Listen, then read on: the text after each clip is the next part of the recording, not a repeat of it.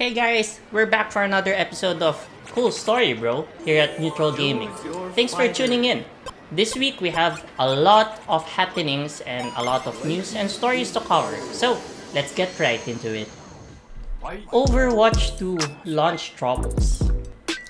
Overwatch 2 came out last Wednesday, but even up to today, players are having a hard time to connect to the game for a variety of reasons.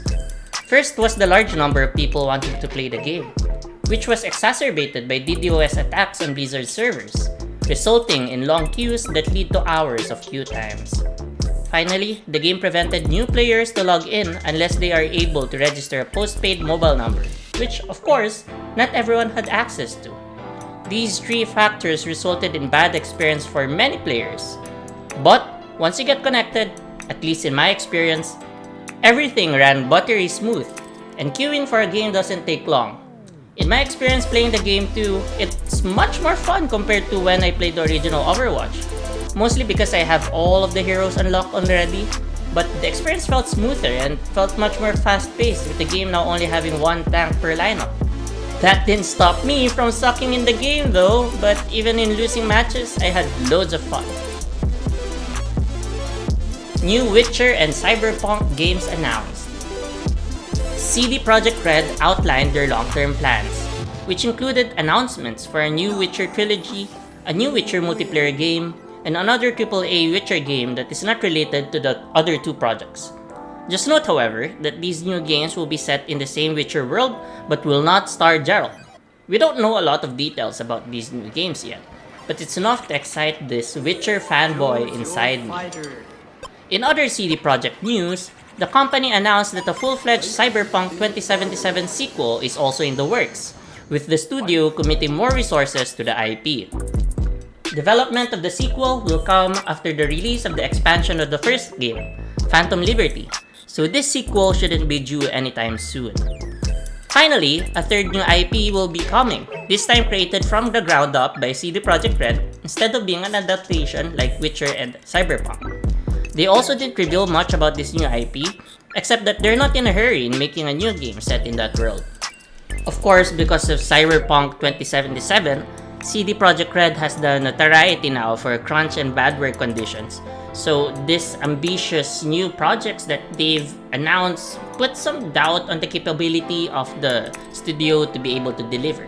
So CDPR also took the opportunity to reiterate their commitment to building a safer work environment within the walls of CD Projekt Red Studios. Game developer dies in the war in Ukraine. The war in Ukraine has been raging on since 2016, but the most recent offensive by Russia has been more devastating this past year compared to the previous years combined. This month, we were reminded by the horrors of the war as it hits closer to the gaming industry. Apart from delaying hotly anticipated games like Stalker 2, game developers themselves end up becoming casualties of war. Earlier this week, it was reported that 4A Games developer Andrei Korzinkin perished while being deployed in a mission by the Ukrainian army. Ukraine recently launched a counteroffensive against Russia, trying to regain lost territory, and in one of those counteroffensives, Korzinkin was taken out. This is a stark reminder that wars actually kill, and that, regardless of what your stance is on who's wrong or who's right, there is no debate on the catastrophes that result from these wars. Rest in peace, Andrei Korzinkin.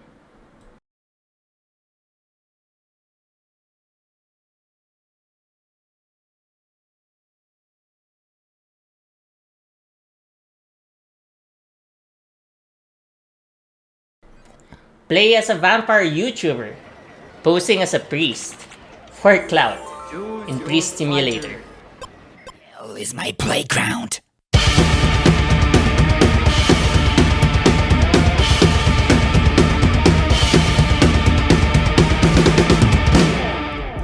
A new game launched earlier this week that lets you play as a vampire YouTube star who poses as a priest for clout in a secluded Polish hamlet. The game is called Priest Simulator, and it packs a lot of humor in it.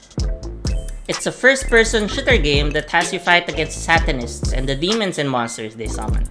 I was able to give away a couple of copies to some fans earlier this week, so hopefully the word spread about this game. you can check out Pre-Simulator on Steam, and you can find the link in the caption for this episode. Magic the Gathering will produce Final Fantasy and Assassin's Creed universes beyond cards. As the 30th anniversary celebration of Magic the Gathering continues this month, Wizards of the Coast revealed that they will have Final Fantasy and Assassin's Creed cards in their Universes Beyond product, which will be launched to a Secret Lair product in 2024. Wizards of the Coast continues to make these inter-universe incursions, and they prove to be successful, with the most recent Warhammer 40k product proving to be a huge success. I'm starting to warm to these Universes Beyond products, and I don't really mind anymore that Magic the Gathering cards are now featuring characters from other IPs like I used to before. I just hope that their designs are good and that they never infringe too much on existing metas as to break gameplay for anyone who doesn't subscribe to these products. The last thing we need is people being forced to play with cards they don't like just to remain competitive. Tune in for the Steam Next Fest this October. Play demos and wishlist indie games, bringing more attention to great games that have limited budget. The Steam Next Fest is back this weekend. Up until early next week, we will have the opportunity to play demo builds of amazing indie games on Steam. On top of that, developer live streams also run round the clock on the Steam store page, with the developers doing Q&As and explaining their games to anyone who would listen to them. This is a great opportunity to check out diamonds in the rough, with games like Dredge, Manor Lords, and Astergos being available to try out. Don't forget to check out these games and to wishlist the ones you like this weekend. Xbox Series X injures a football star. In sports news, an Xbox Series X injured a football star last Saturday, with the football player ending up having to skip a game. That is, a soccer game, not a lobby game or whatever.